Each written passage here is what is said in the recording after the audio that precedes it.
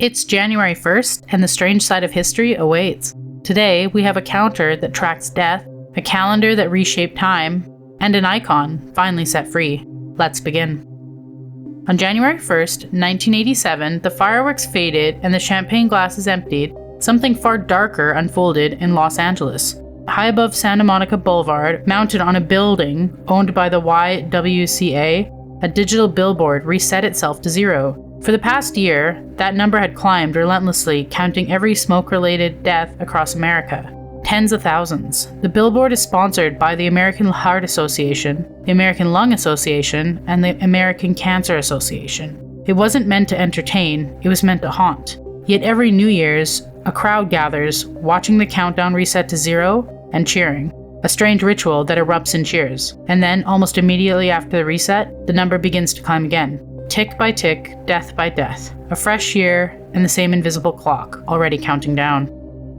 Every year, midnight gives us the illusion of a clean slate. Unfortunately, the counter knows better. On January 1st, in the year 45 BC, time itself was rewritten.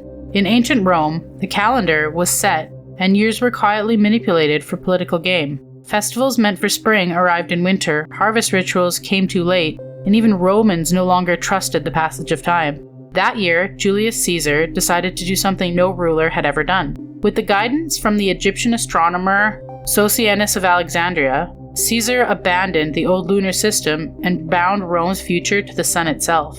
The result was the Julian calendar, a rigid, almost mechanical structure of 365 days, with an extra day added every 4 years. Time, at last, had rules. January 1st, named for Janus, the two-faced god who looks both forwards and backwards, became the official start of the Roman civil year, a date meant for reflection. Over 16 centuries, the world lived by Caesar's calendar, marching in lockstep with the system designed by a mortal man. Only in the year 1582 would it be corrected by the Gregorian calendar, but dates were just shifted. One man changed the calendar, and the world has been obeying him ever since.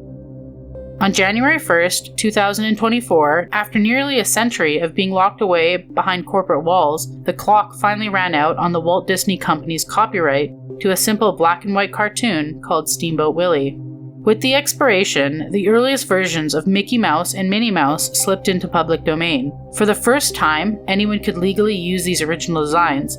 The hollow eyes, the rubber hose limbs, and the unnerving smiles frozen in early animation. Creators were suddenly given free rein to reshape them, even twist them into something darker. The familiar Mickey, the colorful mascot with white gloves and red shorts, remains tightly controlled. His name, his image, and his brand identity are all still protected. Cross that line and the illusion shatters into lawsuits. Another day, another strange bite from history. Like, comment, and subscribe. Your next eerie dose is just a day away.